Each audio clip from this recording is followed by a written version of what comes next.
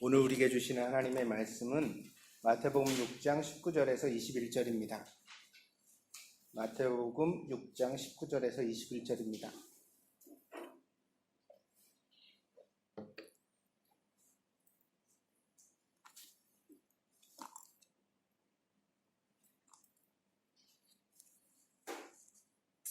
받들어 봉독하겠습니다. 너희를 위하여 보물을 땅에 쌓아두지 말라. 거기는 좀과 동록이 해하며 도둑이 구멍을 뚫고 도둑질하느니라. 오직 너희를 위하여 보물을 하늘에 쌓아두라. 거기는 좀이나 동록이 해하지 못하며 도둑이 구멍을 뚫지도 못하고 도둑질도 못하느니라. 내 보물이 있는 그곳에는 내 마음도 있느니라. 아멘.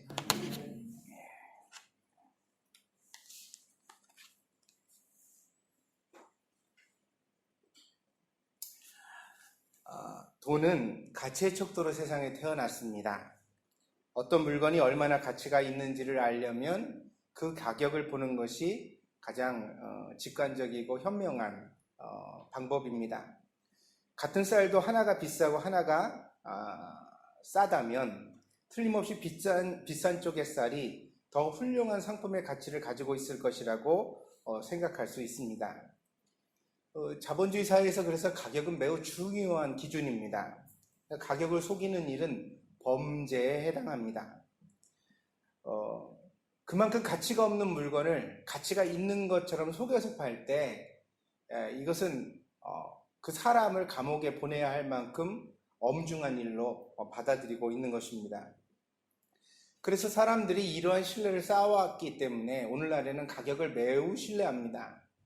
그래서 어떤 물건의 가격이 있다고 하면 그 가격에 대하여서 우리가 신뢰를 보내죠. 저거는 저만한 가치가 있을 거야. 우리가 살아가는 세상에 있어서 이런 신뢰가 모든 삶의 판단의 근거가 되어져 있는 것 같습니다. 그래서 사람들이 자꾸 가격만 따지는 걸 보면서 비평하기도 하잖아요. 너는 돈만 알아. 돈의 가치로만 모든 걸 판단하려고 해. 이렇게 말하기도 하지만 왜 그렇게 됐을까? 그건 많은 사람들이 그렇게 동의하기 때문이거든요. 많은 사람들이 동의를 한다는 것은 비싼 가격의 물건에는 그만한 품질이 따라온다는 것을 대부분의 사람들이 다 인정하고 받아들이기 때문이죠. 그거는 왜 그 안에 속이는 사람들이 없었겠어요. 근데 속이면 심지어는 경찰이 잡아가기도 하고 감옥에 보내기도 하니까 이런 방식을 통해서 그것이 자꾸 수정돼서 신뢰가 쌓여 오늘날의 사람들이 가격을 신뢰하게 된 것입니다. 성경이 쓰여질 당시에는 금화 혹은 은화가 쓰여졌는데 이것은 실물 화폐였습니다. 무슨 얘기냐면 돈의 금액이 거기 쓰여져 있는 숫자의 가치가 아니에요. 뭐냐? 은화나 금화의 무게의 가치가 바로 그 금액의 가치였다는 것이에요. 그래서 우리가 성경에서 달란트라는 것을 이제 보는데 한 달란트다 뭐 이런 얘기를 듣잖아요. 근데 이 달란트는 화폐의 단위이기도 하면서 무게의 단위이기도 합니다. 헬라와 로마가 약간 기준이 달라서 대략 24kg에서 30kg 정도의 차이가 있었다고 합니다. 그렇지만 그 정도 가치를 가졌다는 거예요. 그래서 한 달란트라는 것은 뭐냐? 은화를 무게를 재요. 그 무게가 쟀을 때 24kg는 30kg의 무게만큼 해당하는 개수가 들어갈 때 그걸 뭐라고 불렀어요? 한 달란트라고 불렀다는 거죠. 그래서 이거는 실제로 이것을 녹이면 그만한 가치가 나옵니다. 이 실물 화폐입니다. 그걸 가지고 그렇게 사용을 했습니다. 숫자가 아니라 그 무게만큼 가치가 되었다는 거죠. 성경에는 동전과 관련된 흥미로운 예화가 하나 있습니다. 누가복음 15장에 나오는 드라크마의 비유입니다. 드라크마는요 헬라 동전입니다. 당시엔 로마가 지배하던 사회였는데 그런데 고대로부터 쓰여졌던 이 헬라 드라크마도 같이 통용되었어요. 왜 그럴 수 있었을까요? 오늘날처럼 한국은행, 일본은행 도장이 찍혀져 있는 지폐라면 그 나라가 망하고 없어지면 어때요? 그 지폐도 쓰레기가 됐겠죠. 그렇지만 이거는 무슨 화폐라고요? 그 무게가 그 값어치에 해당하는 화폐라고요. 그러니까 헬라가 망했더라도 로마가 세계를 지배하더라도 은혜의 가치가 달라지지는 않잖아요. 그러니까 은화가 계속 쓰이고 동전이 계속 쓰여지는 거예요. 그 무게만큼의 그 화폐가 계속 쓰여질 수 있는 것입니다. 근데 이 누가복음 15장에는 한 여자가 10드라크마를 가지고 있었는데 10개 동전을 가지고 있는 거죠. 그러다 그 중에 하나를 잃어버립니다. 그랬더니 온 집안에 등불을 밝혔대요. 당시에는 기름을 사서 등불을 밝히는 것이 매우 비싼 비용이 드는 조명이었기 때문에 사람들이 평소에는 불도 이렇게 줄여놓고 살았거든요. 근데 온 집안에 등불을 환히 밝혀놓고 그 동전을 찾았다는 거예요. 온 집안을 찾다가 마침내 그 동전 하나를 찾게 됐습니다. 그랬더니 이 여자가 그 다음 행동이 더 특별해요. 어떻게 했냐면 자기 친구들과 마을 사람들을 다 불러서 내가 잃어버렸던 동전을 찾았다 그러면서 잔치를 벌였다는 것이에요. 오늘날의 관점으로는 전혀 이해가 되지 않는 비유입니다. 그러나 당시의 풍속을 이해하면 이 비유의 속뜻을 알 수가 있습니다. 당시에는 화폐가 제조 시기마다 거기에 부조되어져 있는 형상이 다 달랐습니다. 왜냐하면요, 보통 당시를 다스리는 왕의 흉상을 거기다 넣었기 때문에 한 왕이 몇 년이나 다스렸겠어요? 한 20년, 30년 다스렸겠죠? 그럼 20년, 30년 동안 그 왕의 흉상이 들어가 있는 화폐가 주조돼서 사용되어진 거예요. 그리고 간혹가다 희귀한 동전도 있었습니다. 어떤 동전이냐면요, 특별하게 신화에 나오는 영웅들의 형상을 새겨놨다고 해요. 우리가 흔히 알리 헬라 신화를 말하면 헤라클레스 이런 그 신화의 인물들은 우리가 익히 알잖아요. 그런 형상을 일부러 동전에 새겨놔서 얼마를 발행해서 사람들이 기념으로 사용하기도 했다는 것입니다. 그렇기 때문에 그래서 이런 다양한 드라크마가 있었는데, 그래서 오늘 이 누가복음 15장에 나오는 10드라크마의 비유를 이해하려면 10개라는 데 의미를 두셔야 돼요. 10개라는 것은 무슨 의미냐면 10개가 다 다른 형상이 들어가 있는 한 세트를 마련했다는 것이에요. 물론 더 많은 세트가 있을 수도 있었겠지만 적어도 한 사람이 의지를 가지고 모을 수 있는데 있어서의 어떤 중요한 한 세트가 10개라는 단위를 채워 넣었다는 거죠. 그러면 이 10개 단위가 세트가 갖춰져 있는 동전은 매우 가치가 있는 것입니다.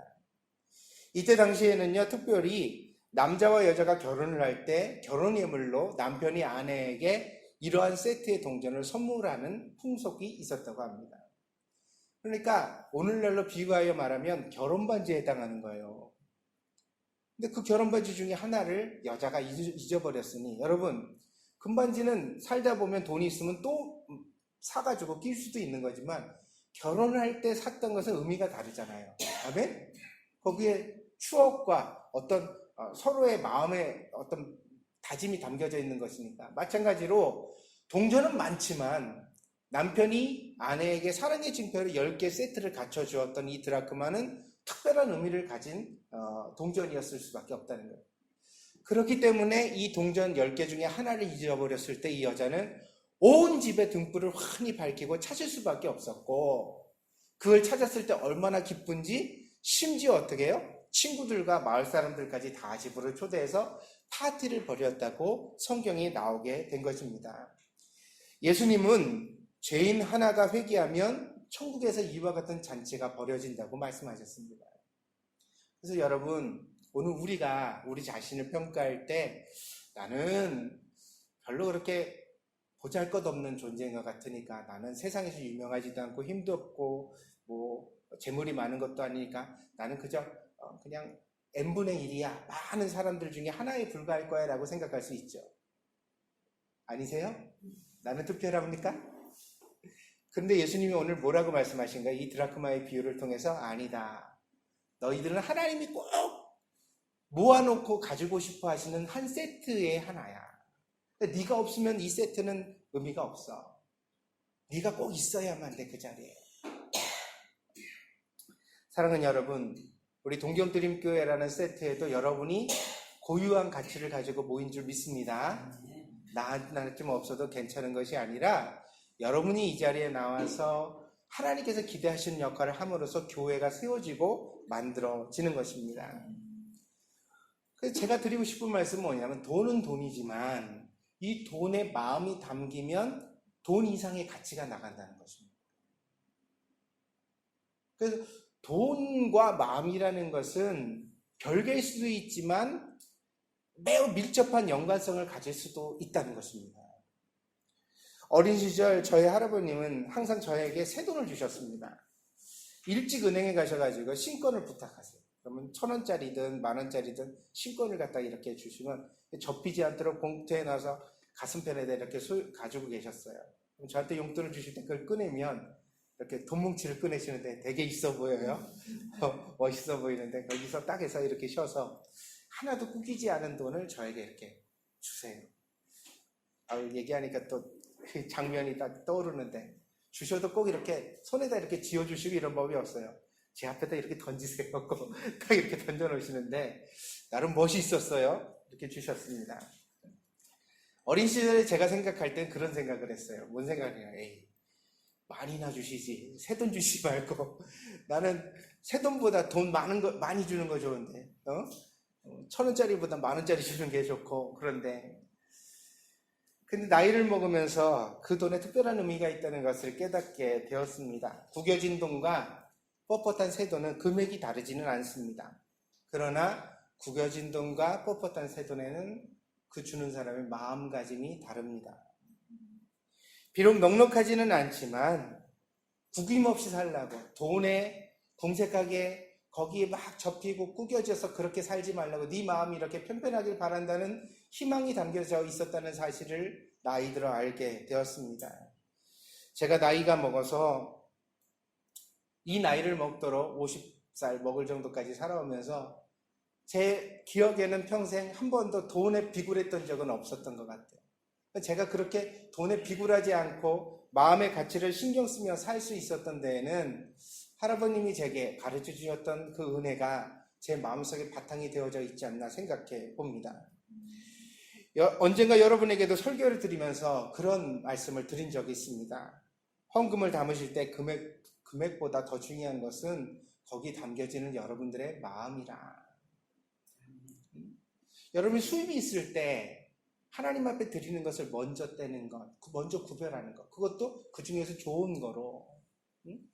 1,000원짜리, 10,000원짜리가 여러 개가 있는데 그거 다 같은 금액이에요, 세상에서. 그러나 내 마음에는 다르다 이거예요. 하나님 앞에 귀한 것 드리려고 그 중에서 좋은 것 찾는 것, 먼저 하나님 거 구별하는 것. 여러분, 저도 믿음이 없던 시절에는 주머니에서 잡히는 대로 아무거나 지폐 찾다가 제일 약한 지폐로 금액 작은 거를 골라서 드리던 시절이 있었습니다. 학생 시절에 이렇게 보면 10,000원짜리, 5,000원짜리 한 장밖에 없을 때가 있죠. 그럼 연보 드릴 때 되게 망설여져요.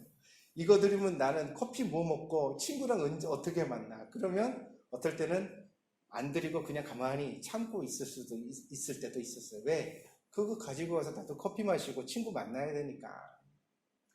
그러나 은혜를 받으면 사람이 변합니다. 여러분에게 강요드릴 마음이 전혀 없어요. 그 부담 갖지 마세요. 자꾸 우리 교회 숫자도 얼마 안 되고 어려운 것 같은데 내가 크게 해야지. 아니요. 여러분이 크게 해봤자 어차피 교회는 유지가 안 돼요. 아니 제가 이거 여러분의 경제적 상황을 무시해서 드리는 말씀이 아니에요. 교회는요. 목사가 가지고 있는 믿음의 확신이 있습니다. 교회는 돈으로 유지되는 게 아니라 마음으로 유지되는 겁니다. 믿습니까? 교회 마음이 모여야 어렵고 힘들어도 어려움을 이겨나가고 교회가 유지되는 거죠. 부자 교회는 안 망하냐고요. 세상 보세요. 땅 갖고 집 갖고 건물 가진 교회들 다 망하잖아요. 막 뭐 서로 싸우고 법정 소송 넣고 목사가 강단에서 질질 끌려내려가고 그런 일들 보도되잖아요. 돈이 없어 그렇게 돼요? 그 교회 다 뭐가 없는 거예요? 마음이 없는 거예요. 그러니까 교회를 지키려면 돈으로 지키는 게 아닙니다. 마음으로 지켜지는 줄 믿습니다. 그러니까 어떻게 해야 돼요? 우리가 돈 걱정을 할 것이 아니라 어떻게 교회의 마음을 모을 것이냐, 어떻게 하면 하나님 앞에 우리가 정성을 들이고 정상적 신앙생활을 해갈 것이냐, 하나님 기뻐하시는 삶을 살 것이냐를 고민해야 합니다. 그런 마음이 하나 둘 모여졌을 때 하나님의 교회는 건강하고 더 튼튼하게 되어지는 줄 믿습니다. 그런 면에서 우리 동경드림교회는 나름 건강한 교회라고 믿습니다. 여러분들이 교회를 염려하고 걱정하는 마음이 그렇게 모여져서 교회가 어려움 속에서도 지난 10여 년 동안 뭐 그렇게 큰일 없이 정말 교회가 여기까지 올 수 있었기 때문입니다. 오늘 본문에서 예수님은 보물과 마음에 대하여 말씀하십니다. 여기서 보물은 에스타이라는 헬라어를 번역한 것인데 이것은 재화를 뜻합니다.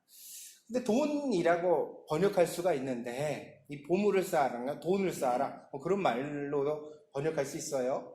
그런데 여기 보니까 이 재화의 목적이 분명하게 선언되어집니다. 뭐라고 말하냐면 19절 20절에 두 번이나 예수님 반복하셨는데 뭐라고 말하냐면 너희를 위하여 이렇게 말씀하세요.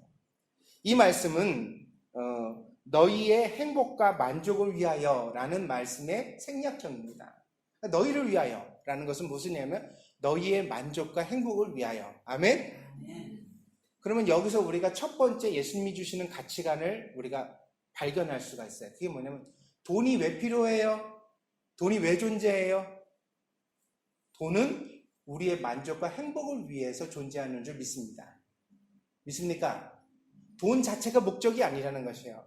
많이 가진다고 무작정 모은다고 되는 게 아니에요. 돈은 어디 쓰여져야 돼요? 나를 만족하게 하고 나를 행복하게 하는 데 쓰여져야 된다. 너희를 위하여 쓰여져야 한다는 것입니다. 옛날이나 지금이나 사람들은 행복을 위하여 재물을 많이 모읍니다. 그러나 이렇게 모으는 행위에 대하여서 예수님은 부정적 견해를 나타내십니다. 그것이 19절에 나타납니다. 첫 번째로요, 이렇게 재물을 땅에다 쌓는 일은요, 좀과 동록이 먹는데요. 이것은 자연적 손실을 의미합니다. 옛날에는 동전이었잖아요. 그럼 왜 철로 안 만들고 동으로 만들었을까요? 쇠가 습기에 훨씬 더 취약하기 때문이거든요. 그래서 좀 더 오래가게 만들려고 동으로 만들었어요. 그런데 동도 녹이 쓸어요. 시퍼렇게 돼요. 녹이 쓸면 점점 어떻게 바스러져서 사라져 버립니다. 흉상이 다 사라져요. 옛날 동전을 발견하면 부조되어 있던 그 그림이, 동전에 있는 그림이 더 거진다 손실돼서 알아볼 수가 없는 지경이 된 걸 볼 수가 있어요. 왜 그렇게 됐죠? 동록이 먹었기 때문입니다. 그러니까 자연적 손실이 있다는 거예요. 이 말은요, 오늘날에도 마찬가지입니다.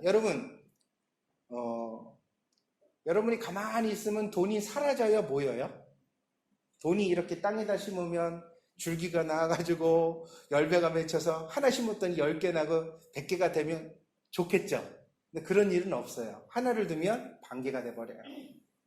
실제로 그렇습니다. 왜냐하면 사람이 살아가는 일이 소비하는 일이기 때문에 그래요. 먹기 위해서 쓰고 입기 위해서 쓰고 집을 빌리려면 렌트비를 물어야 되고, 그죠? 그 살다 보면 자꾸 아파요. 그래가지고 병원에 가서 돈을 내야 되고 심지어 사고가 생기기도 하고. 그래서 살아간다는 삶의 과정이 점점 자연적으로 돈이 손실되어지는 과정이에요. 그래서 점점 시간이 지날수록 돈이 자꾸 없어지는 건 당연한 겁니다. 여러분 월급 받았는데 그 다음날 되면 없잖아요. 그죠? 한 달은 써야 되는데 왜 다음날 없지? 근데 당연합니다. 왜냐하면 요즘은 그 소비의 지출을 갖다가 한 달에 한 번씩 결제를 몰아서 하잖아요. 옛날에 시장 가서 하나씩 이렇게 꺼내서 주면서 샀으니까 돈이 있었던 거예요. 근데 지금은 다 물건 먼저 받아놓고 나중에 한꺼번에 몫을 주니까 한 달치를 미리미리 계산해 가는 방식이죠. 그러니까 어때요? 벌으면 즉시로 없어져요. 그 보람이 없는 것처럼 느껴지는 거죠. 근데 당연한 거예요. 왜냐하면 살아간다는 게 그런 소비를 하는 거니까. 이 자연적 손실은 당연합니다. 좀이나 동록이 있습니다. 그런데 이 좀이나 동록만 있는 것이 아니라 인위적 손실도 있습니다. 그것을 예수님은 도둑이라고 하셨습니다. 도둑이 와서 허점을 노리고 구멍을 뚫어서 돈을 가져간다는 거예요. 실제로 우리의 삶이 평탄하지만은 않죠. 여러 가지 일이 있습니다. 보증을 잘못 써서 집을 날린다든가, 그죠? 친구가 와서 갑자기 목돈을 빌려간다든가. 근데 그게 못 받게 되는 경우가 있거든요. 그러니까 이런 모든 일들이 마치 우리가 일상적으로 생각하는 소비하고는 또 다르게 우리의 삶에서 손해를 만들어낸다는 것입니다. 그래서 살아가면서 점점 물질은 모이는 것보다 흩어지는 것이 쉬운 것입니다. 그런데 이런 손해를 피하는 방법이 있을까요? 예수님은 20절에서 이렇게 말씀하십니다. 하늘에 재물을 쌓아라. 이것은 역설적 표현입니다. 왜냐하면 하늘은 하나님의 보좌입니다. 그래서 우리가 거기다 돈을 쌓을 수가 없습니다. 그게 금하든 은하든 동전이든 거기다 쌓을 수가 없어요. 그럼 이 표현은 무슨 뜻이냐면 하나님의 뜻대로 돈을 소비하라는 뜻입니다. 가난한 자에게 구제하고 어려운 사람 도와주고 너희가 하나님의 뜻에 가치 있어 보이는 일을 위하여서 너희가 그 돈을 사용하라는 것이에요. 그러면 사용하면 돈이 없어지죠. 쌓여요, 없어져요? 없어지잖아요. 없어지는데 없어지는 것을 쌓인다고 예수님은 표현하신 거예요. 하늘에 쌓는다는 것은 돈을 없앤다는 뜻이라, 세상에 있는 돈을 없앤다는 뜻과 마찬가지입니다. 미국의 어떤 사람은 아주 큰 부자입니다. 근데 이 사람은 지금도 계속 수입이 늘어나고 있다고 합니다. 이 사람은요, 1초에 수입이 얼마나 들어오냐면 1초에 227만 원이 들어온대요. 그래가지고 이 사람의 1분이 지나, 제가 지금 말하는 동안에 1분이 지나가는데, 이렇게 1분이 지나면 이 사람의 수입은 1억 3천만 원이 늘어나요. 이렇게 수입이 계속 늘어나니까요, 이런 하루가 지나잖아요. 24시간. 12시부터 다음 12시까지 24시간이 지나면 이 사람의 재산이 얼마가 늘어나냐면 1,700억이 늘어난대요. 하루에. 이거는 대강 하는 이야기가 아닙니다. 왜냐하면 2019년도 3월 달에 이 사람 재산을 계산해 봤더니 106조 원이었습니다. 그런데 7월 달에 계산을 해봤더니, 지지난달이죠. 7월 달에 계산을 해봤더니 126조가 되었습니다. 4개월 사이에 20조 원이 늘어난 겁니다. 그래서 이 사람의 하루는 1,700억 원에 해당한다. 이 사람이 누굴까요? 제가 우리 교회학교 선생님들한테 아침에 가서 이 설교 드렸더니 우리 장소 집사님이 옆에서 하시는 말씀이, 그 사람이 누군지 꼭 친해지고 싶다고 그렇게 말씀하시고, 꼭 친해지고 싶다고. 그래서 집사님 이미 친하시다고 그랬어요, 제가. 왜냐하면 이 사람 회사 제품을 집사님이 쓰고 있다고. 마이크로소프트의 빌 게이츠 회장입니다. 마이크로소프트사를 세워서 컴퓨터 시대를 열었던 인물입니다. 이미 아이들의 위인전에 살아있는 위인으로 올라있는 사람입니다. 그러나 이 마이크로소프트의 빌 게이츠는 동시에 검소한 사람으로 알려져 있습니다. 그가 일본에 방문했을 때 일본에 있는 국내 마이크로소프트 법인 회사에서 일본 국내를 돌아다니는데 퍼스트 클래스 항공권을 제공했다고 합니다. 그랬더니 그 항공권을 받아들고서요, 빌 게이츠가 크게 화를 냈대요. 그 담당 직원에게. 일본 마이크로소프트는 이렇게 돈을 함부로 쓰는 회사냐? 1시간 정도의 여행을 하면서 왜 4배, 5배 경비를 지출하냐? 그러면서 화를 냈다는 것입니다. 그러면서 회사 돈이나 개인의 돈이나 상관없이 낭비하는 사람들을 자기는 이해할 수 없다. 퍼스트 클래스 비행권을 사도 도착하는 시간은 마찬가지가 아니냐. 똑같은 시간에 내리면서 왜 비싼 퍼스트 클래스 비행권을 사서 써야 되냐. 그러면서 화를 냈다는 것입니다. 그러니까 이분이나 저나 이코노미 클래스 타는 건 똑같은 것 같아서 참 위안이 됩니다. 그죠? 마음가짐이 다른 거죠. 그럼 빌 게이츠는 천하의 자린고비일까요? 이렇게 돈을 모아서 하루에 1,700억씩 재산이 늘어나는데 그 돈 다 모아서 뭐 하는 걸까? 퍼스트 클래스도 안 타고. 그는 이렇게 번 돈을 가지고 에이즈 퇴치 운동과 아프리카의 빈곤 퇴치 운동을 위하여서 사회에 기여하고 있습니다. 그는 이미 자신과 아내의 이름으로 설립된 재단에다가 자기 전 재산을 기부하겠다고 약정을 맺었는데, 지금 가지고 있는 재산만 기부한 게 아니라 앞으로 들어올 수입까지 다 기부하겠다고 약정 계획을 다 맺었어요. 그래서 자기 자식에게 물려줄 것이 아니라 자기 재산 전부 다 여기다 주겠다고, 이 재단에다 내놓겠다고 약속을 했습니다. 놀라운 사실은 국가도 해결하지 못했던 에이즈 퇴치 운동이 성과를 보고 있다는 사실입니다. 여러분, 10년 전만 해도 사회가 에이즈로 시끌벅적했죠. 시끄러웠잖아요, 그잖아요. 막 수천만 명이 막 에이즈 환자가 범람하고, 이렇게 되다 보면 모든 사람이 다 에이즈 걸리게 될 거라고 막 염려하고 걱정했잖아요.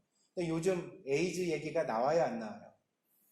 조용하죠. 사회적으로 조용하죠. 걱정을 별로 안 하는 것 같아요. 왜 그럴까요? 확산되던 것이 멈췄기 때문이죠. 에이즈 환자가 더 이상 확산되지 않고 조종되고 있어요. 그러면서 퇴치약 나왔어요. 이미 몇몇 신약은 에이즈에 매우 특효가 있는 약으로 개발이 되어져서 곧 에이즈를 치유할 수 있게 될 것이라는 희망을 품게 되었습니다. 근데 이런 혁신적 치료제를 만들어내는데 국제적인 제약회사라든가 국가도 그 부담을 감당하지 못했다는 것입니다. 누가 감당했냐면 빌 게이츠와 같은 몇몇 아주 놀라운 부자들이 자기 재산을 다 털어넣어서 이거 꼭 막아야 된다. 그러면서 그 일을 감당해서 이 일을 해냈다는 사실입니다.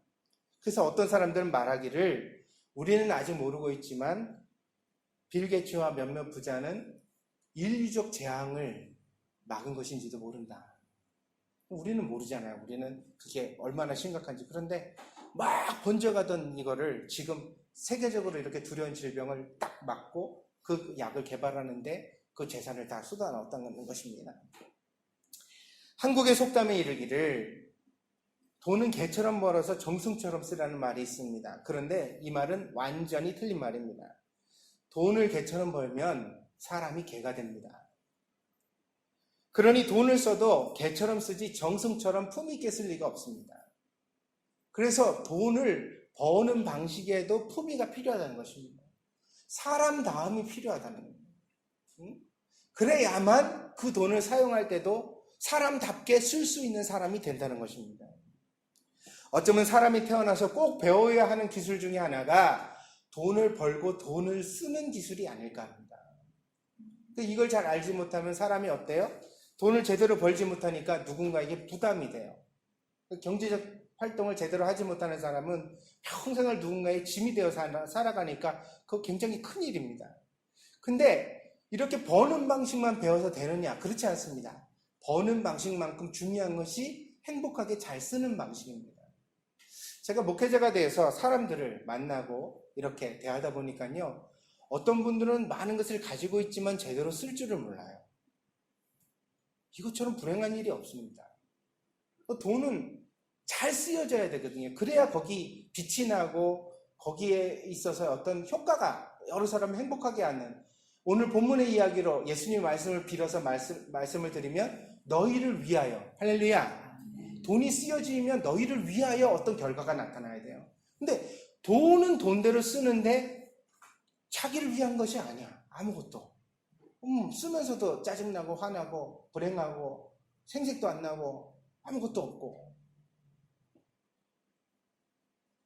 비싼 물건을 사면 품질은 좋습니다. 그러나 그것이 과연 만족도 보장할까요? 품질과 만족은 다른 이야기입니다. 일치하지 않는 개념입니다. 그래서 이 부분에 대하여 우리는 고민해야만 합니다. 우리는 조금 더 기술을 습득해야 되는데, 그게 뭐냐면 우리가 사용하는 것을 통하여서 최대 행복을 어떻게 거둘 것인가, 가장 행복하게 잘 쓰는 방식이 뭘까, 이런 고민 해보셨어요, 여러분? 있으면 있는 족족 급한 대로 쓰죠, 그죠?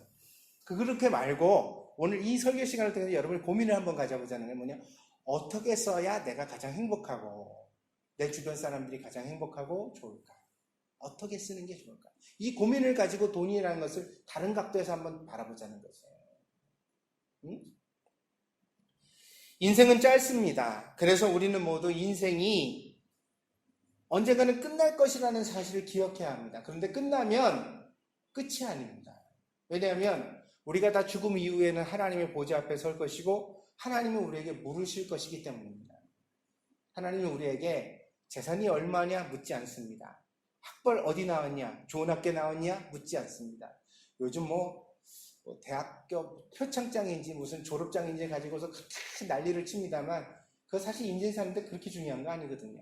그거 안 중요해요. 하나님은 우리에게 물으실 것입니다. 뭐라고요?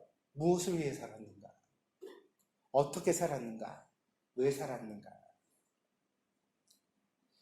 이 질문을 우리가 하나님 앞에서 듣게 될 때 우리가 생각 없이 산 사람들은 부끄럽게 될 것입니다. 대답할 말이 없을 테니까요. 하나님, 내가 이런 일도 하고 저런 일도 했는데요. 아니, 네가 무슨 일을 했는지는 내 중심의 관심사가 아니야.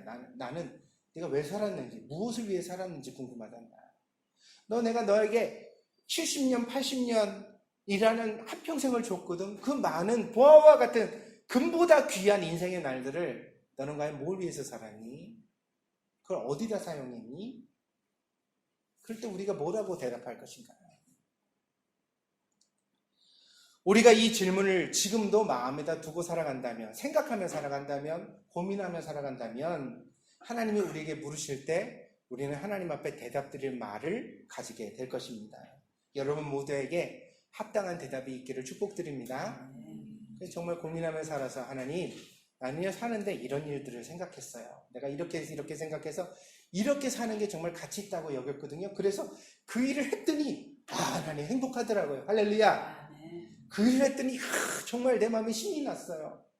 그때는 내 마음이 막 어린아이처럼 기뻤어요. 하나님, 나 잘 사는 거죠? 그러면 하나님이 우리를 인정해 주시면서 그래 아들아, 딸아, 네가 정말 잘 살았구나 인정해 주실 것입니다. 그런데 그런 생각이 고민이 없이 살아서 내가 왜 사는지 몰라요. 어떻게 살아야 할지를 몰라요. 그냥 맨날 인상 쓰고 화내고 짜증내고 죽지 못해 산다고 그러고 그리고 하나님 앞에 갔는데 하나님도 나한테 물으세요. 너 왜 살았니? 그러죠. 그러면 그때 그러는 거예요. 모르는데요? 그럼 이제 부끄러움을 당하는 거죠. 당연한 겁니다. 오늘 본문에 나오는 예수님의 말씀은 우리가 가진 모든 것을 가난한 자에게 나눠주라는 뜻은 아닙니다. 만약 그것을 강제하시려면 협박성 멘트가 훨씬 더 쉬웠을 것입니다. 무슨 말이에요? 가난한 자에게 내 소유를 다 나눠주지 않으면 지옥 간다. 이러면 얼마나 우리가 충격으로 받아들였겠어요. 그런데 오늘 본문에는 핵심이 뭐냐면 너희를 위하여예요. 할렐루야. 나는 너희가 행복하기를 바란다. 너희가 만족한 삶을 살기를 바란단다. 그렇다면 너희가 가진 것을 어떻게 사용하는 것이 옳겠느냐. 그런데 하나님이 어떻게 사용하라는 구체적인 지침을 주신 것도 아니에요. 여기에 뭐라고 예수님 말씀하셨냐면 마음이라고 대답하셨어요. 무슨 얘기냐면 야, 너희가 쓰여지는데 말이야. 돈을 쓰는 데 있어서 중요한 게 뭔지 아니? 마음이야. 마음이 있게 써야 됩니다. 여러분 아이에게 용돈을 줄 때도 마음이 담긴 용돈을 주시길 바랍니다. 그러면 그 아이가 그걸 받고 건강하게 잘 클 겁니다.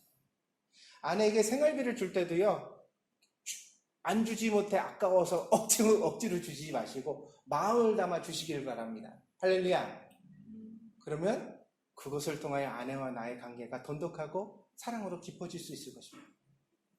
아내도 남편에게 용돈을 줄 때 남편에게 그렇게 할 때 마음을 담아 주십시오. 그냥 남편을 좀 염려해 보세요. 여보 이거 가지고 한 달 살기 좀 힘들지. 당신도 쪼달리겠다. 어렵지. 그럼 같은 금액을 받고서도 마음이 어때요? 열심히 살아야겠다. 눈물이 핑 돌 수 있는 거예요 사람이. 그런데 아꼈어?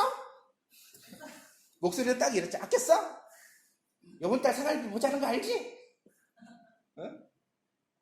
아이 진짜 돈벼락이라도 한번 맞아봤으면 좋겠다.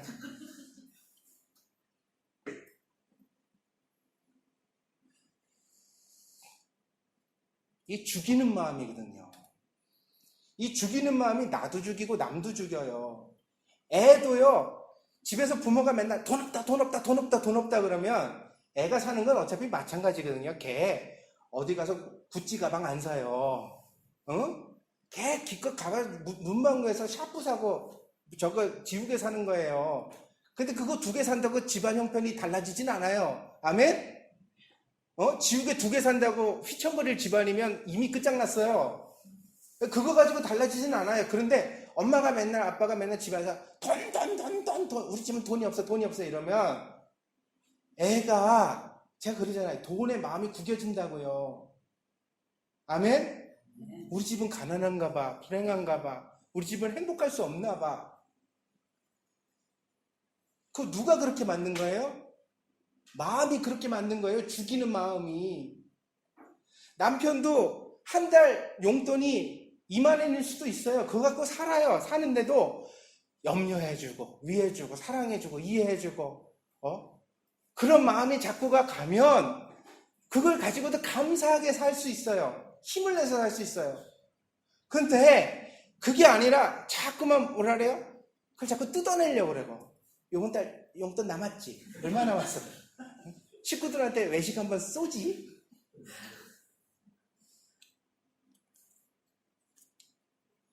입장 바꿔 생각해 보세요, 여러분. 여러분이 입장 바꿔 생각해 보시라고요. 남편이 아내에게 이번 달 생활비 남았으니까 나한테 뭐 좀 쏘지 이런 얘기하면 미워요, 이뻐요? 미워 죽겠죠? 아니에요? 근데 왜 여러분은 그런 얘기 하세요? 이런 말이 우리가 아무 마음이 없이 생각이 없이 그냥 주어지는 가정이 되고 나면 그 가정은 어때요? 육신적 관계 속에서 살은만 떼고 살아가지만 마음은 단절된 가정이 되는 거예요. 애들도 자꾸 밖으로 돈 갖고 나가서 딴 데 쓰고 집에 안 들어오려고 들고 남편도 아내도 전부 자기 살궁 일을 해요. 왜요? 친구들 만나서 커피 마셔야 행복하니까. 거기 가야 돈을 쓸 때 자기가 행복하니까.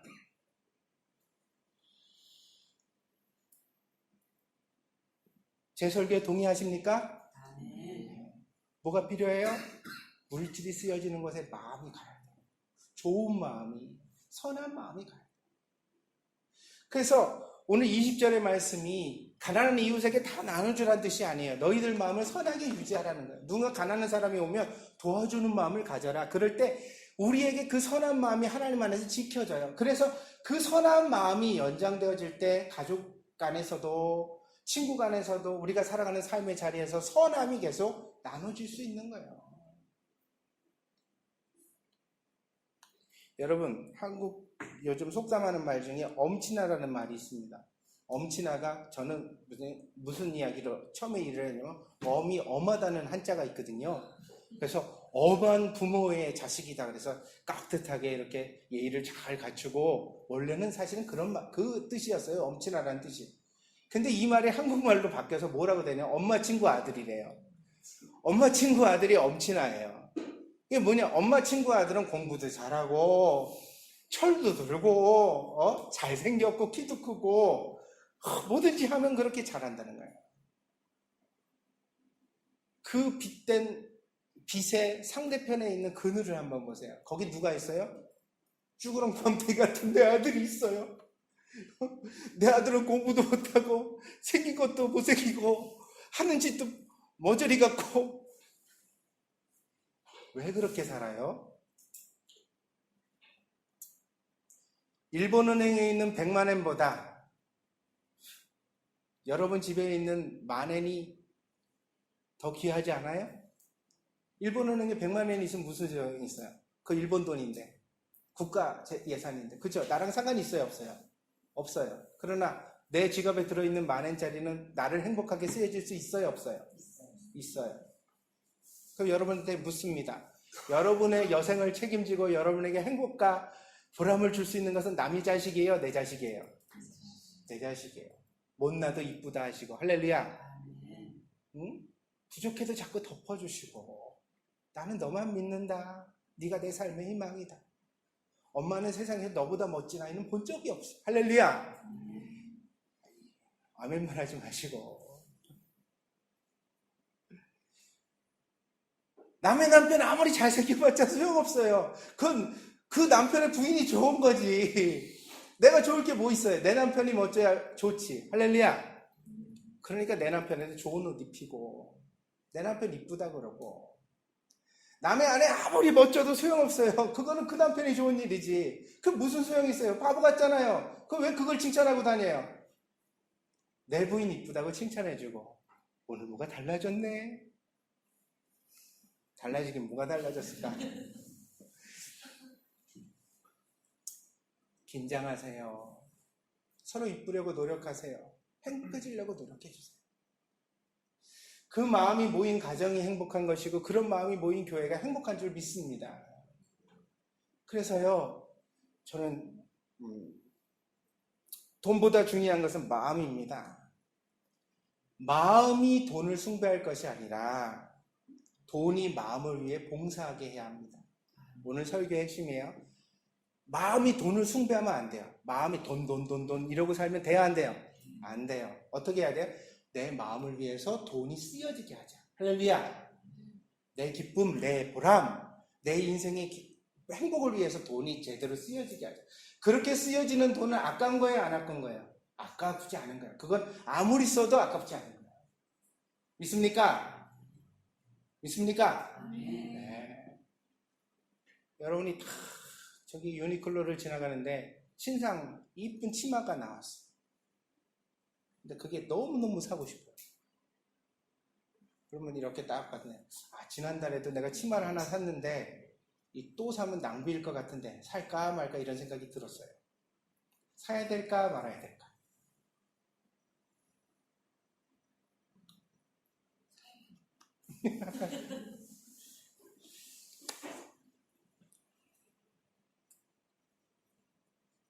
형편 따라 하세요. 마음이 가는 대로. 그 치마 사고서 내가 걱정을 더 많이 할 것 같으면, 후회를 더 많이 할 것 같으면 사지 마세요. 왜? 내 마음 불편하잖아요. 아멘? 내가 이렇게 낭비를 하나 봐. 난 미쳤어. 내가 남이 샀나? 자기가 샀어. 그리고 미쳤어. 내가 왜 그런 짓을 해가지고. 그래가지고 또 영수증만 있으면 바꿔준다고 다음날 가가지고 또 환불을 하고 바꿔요. 그럴 바에는 그냥 사지 마시라. 사도 안 사도 그거 계속 불편하잖아요. 그렇게 하지 마세요. 그러나 내가 그거 사고 행복해질 수 있다면, 할렐루야, 그거 이뻐서 내가 정말 이뻐질 수 있을 것 같으면 그거 부담이 없다면 그거 사세요. 이쁜 옷 입을 나이도 얼마 남지 않았습니다. 믿습니까? 여러분이 평생 꽃무늬 원피스 입을 수 있을 것 같아요? 안 그래요. 인생 빨리 지나가요. 아가씨 때 입던 옷들 이미 못 입으시죠? 아멘? 그죠? 그게요, 사이즈가 안 맞아서만 못 입는 게 아니에요. 이제 나이가 있어가지고 그런 옷을 입기 부담스러워져. 이미 지나간 거예요. 내 평생에 다시 올까요, 안 올까요? 엉덩이 여기 막 헤어진 청바지 입고 나가는 일, 이제는 힘들어요. 감당이 안 돼요. 그러니까는 쓸 때 써야 된다는 거예요. 마음 가는데 행복할 때 행복해야 된다. 사람의 인생에서 중요한 것은 돈이 아니라 행복이라는 거예요. 믿습니까? 예수님께서 그 가치를 우리에게 가르쳐 주십니다. 너희를 위하여 써라. 그런데 너희를 위하여 돈을 제대로 쓰기 위하여서는 너희의 마음이 건강해야 된다. 하나님의 말씀에 붙들린 마음이 돼야 된다. 믿습니까? 그럴 때 우리가 욕심에 이끌리지 않고 하나님의 선한 뜻을 우리의 삶에서 잘 이루면서 살아갈 수 있게 되어질 줄 믿습니다. 욕심으로 살면 자신이 불행합니다. 그것은 이미 우리가 욕심으로 살아봐서 압니다. 그 경험을 계속하지 말아야 합니다. 욕심을 자꾸만 하나님의 말씀으로 잘라버려야 합니다. 욕심의 지배를 받으면 만족을 모릅니다. 만족이 없는 사람은 감사를 하지 못합니다. 하나가 좋게 해결되면 감사를 해야 되는데 하나가 해결되고 났더니 그때 나오는 말이 뭐냐면 이건 해결됐는데 저 문제는 어떡할 거야? 이렇게 나온다. 그러니까 이 사람은 계속 문제의 연속 속에 살아가는 거예요. 그 마음이 이미 죽었어요. 이런 사람은 평생 행복할 수가 없어요. 아무리 좋은 걸 주고 많은 돈을 갖다 줘도 행복하지 않아요. 왜? 돈으로 해결한 문제다 하면 돈으로 해결하지 못한 문제가 이 사람한테 있을 테니까. 그러니까 이건 계속 불행합니다. 걱정의 결말은 항상 불평과 원망입니다. 자기 자신의 원인을 보지 못합니다.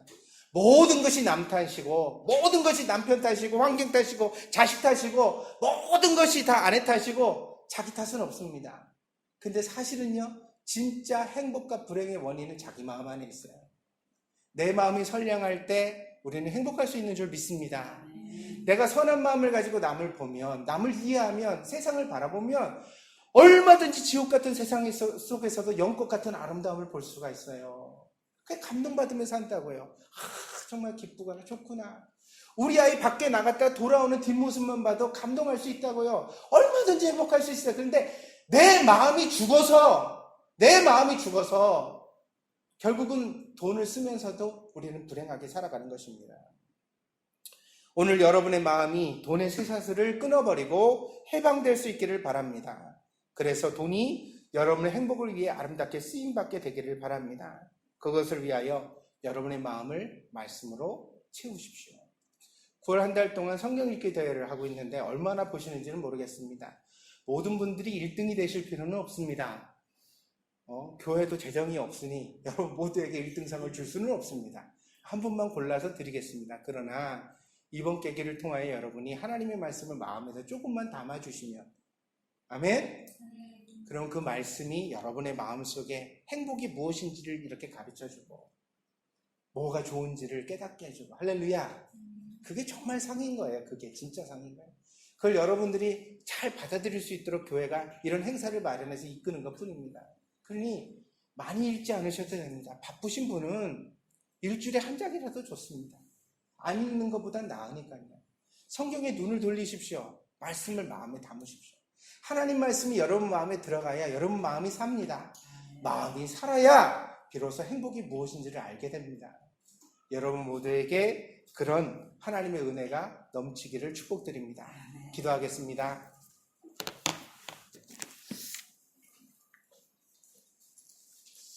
진짜 보물은 우리 마음에 있습니다. 마음이 살아있을 때 비로소 우리는 살아있는 인생을 살아가게 됩니다. 행복과 만족을 얻을 수 있습니다. 하나님, 오늘 사랑하는 성도들에게 이 축복을 허락하여 주시옵소서. 그리하여 많은 세월을 보내고도 정말 마음속에 응어리만 남고 후회만 남는 인생 되지 않게 하여 주시고, 살아가는 날 동안 정말 내가 잘 살았구나, 기쁘구나, 감사하구나, 하나님 나에게 너무 많은 은혜를 주셨구나, 그렇게 깨닫는 인생 되게 하여 주시옵소서. 그래야 아버지 하나님, 저들의 마음에 모든 구김이 펴지게 하시고, 그리하여 저들의 가정에도 모든 구김이 펴지게 하여 주시고, 저들의 인생 속에 항상 하나님 앞에 감사와 찬양이 넘치는 인생이 될 수 있도록 축복하여 주시옵소서. 인생을 다 살고 하나님 앞에 서는 그날에 하나님 후회하거나 부끄러워하는 인생이 아니라 하나님 앞에 감사하며 기뻐하는 인생 될 수 있도록 하나님의 진리의 말씀으로 우리를 인도하여 주시옵소서. 감사를 드리며 모든 말씀 예수님의 이름으로 기도하였습니다. 아멘.